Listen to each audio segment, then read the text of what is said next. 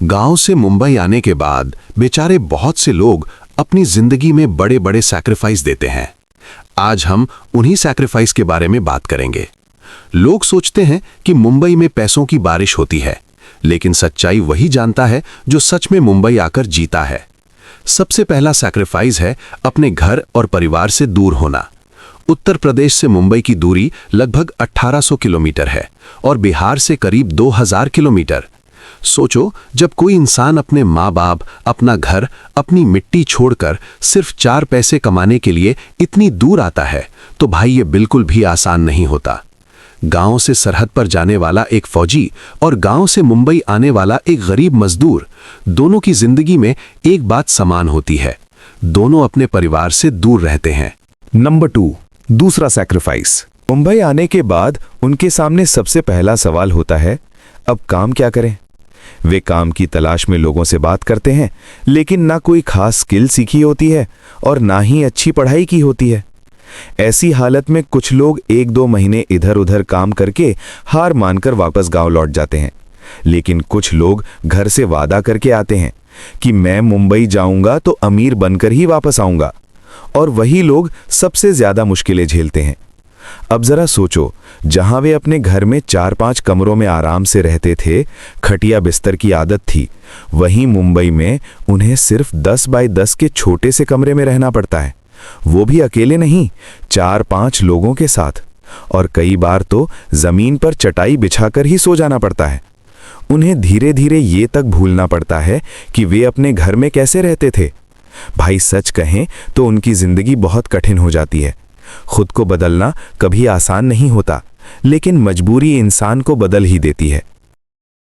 Number 3, तीसरा sacrifice. Mumbai आने के बाद सबसे बड़ा सैक्रिफाइस होता है अपनी खुशियों को भूल जाना। वे सुबह जल्दी निकलते हैं, रात देर से लौटते हैं, पूरा दिन मेहनत करते हैं, फिर भी जेब में बहुत कम पैसे बचते हैं। कई बार खुद भूखे रहकर भी घर पैसे भेजते हैं ताकि माँ बाप को कोई कमी महसूस ना हो।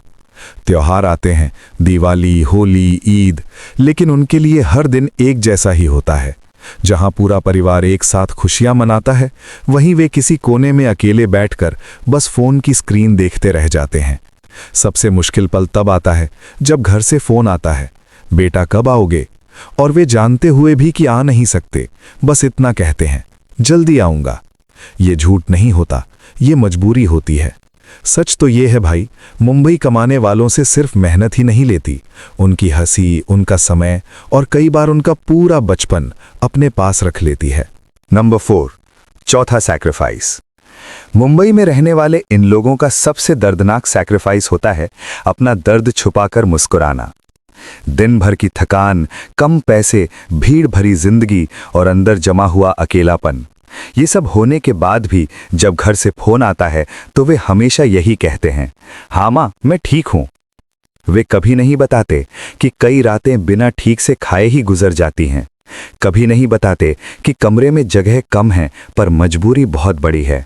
और सोचो, जो इंसान घर पर अपना एक कपड़ा तक नहीं धोता था, आज वही अपना हर काम खुद करता है। कपड़े धोना, खाना बनाना, बीमारी में भी खुद संभलना, क्योंकि यहां मदद करने वाला कोई नहीं होता। अगर सच बोल दें तो घर वाले टूट जाएंगे, इसलिए वे अपना दर्द खुद सहते हैं और चेहरे पर एक झूठी मुस्कान रख लेते हैं। सच कहूं भाई, मुंबई में रहने वाला गरीब आदमी सिर्फ पैसे ही नहीं कमाता, वो हर दिन अपने दिल को थोड़ा थोड़ा मजबूत बनाना भी सीखता है। नंबर 5, पांचवा सैक्रिफाइस। गांव में रहते समय वे किसी से नहीं डरते थे, बदमाशी में आगे, लड़ाई झगड़े में भी आगे, लेकिन मुंबई आने के बाद सब कुछ बदल जाता है। यहाँ कई बार उन्हें लोग गाली देते हैं, धक्का देते हैं, कभी कभी थप्पड़ भी मार देते हैं, फिर भी वे कुछ नहीं करते, न लड़ते हैं न जवाब देते हैं, बस चुपचाप हाथ जोड़कर वहां से चले जाते हैं, क्योंकि उन्हें पता है अगर यहां लड़ाई कर ली तो काम चला जाएगा, और काम चला गया तो घर कैसे चलेगा। यही सबसे बड़ा दर्द है भाई।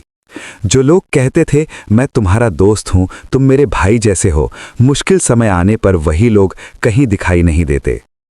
और तब समझ आता है, मुंबई सिर्फ इंसान की मेहनत ही नहीं लेती, उसका घमंड, उसका गुस्सा और कई बार उसकी इज्जत भी चुपचाप छीन लेती है। अगर आप मुंबई की जिंदगी का ऐसा ही सच्चा और डार्क साइड जानना चाहते हैं तो चैनल को जरूर सब्सक्राइब करें और कम से कम इस वीडियो को अपने परिवार तक जरूर भेजें ताकि उन्हें पता चल सके कि घर से दूर रहने वालों की जिंदगी वास्तव में कैसी होती है। Thank you so much guys. हम मिलते हैं पार्ट 2 में, जहां मैं बताऊंगा मुंबई में पार्ट टाइम काम कैसे मिलता है।